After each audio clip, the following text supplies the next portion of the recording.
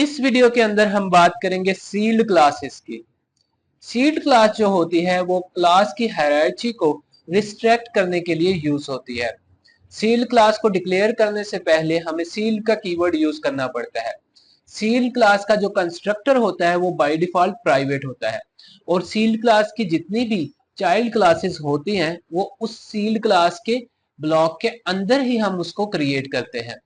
जैसा कि इस एग्जाम्पल के अंदर आप देख सकते हैं कि हमने एक क्लास बनाई हुई है शेप के नाम से और उसको सील्ड क्लास बनाया हुआ है सील्ड का कीवर्ड यूज करते हुए।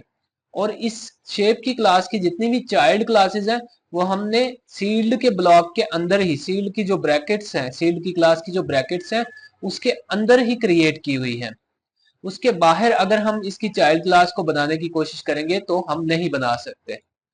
और यहाँ पर हमने एक फंक्शन बनाया हुआ है एवल के नाम से ताकि हम व्हेन एक्सप्रेशंस को इंप्लीमेंट कर सकें अपने शेप की क्लास के ऊपर। हमने व्हेन एक्सप्रेशन को इंप्लीमेंट करते हुए शेप की क्लास के जितनी भी चाइल्ड क्लासेस हैं उनको कॉल करवाया हुआ है और अपने मेन फंक्शन के अंदर इन क्लासेस का ऑब्जेक्ट क्रिएट किया है। चलिए अब हम अपने प्रोग्राम को रन करके देखते हैं।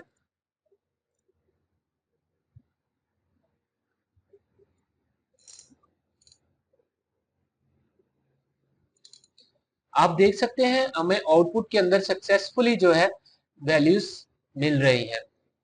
सील्ड क्लासेस जो होती हैं वो सिर्फ इसलिए यूज होती हैं कि हमने अपनी क्लास की जो हायरार्ची होती है उसको महदूद करना होता है या उसको रिस्ट्रिक्ट करना होता है।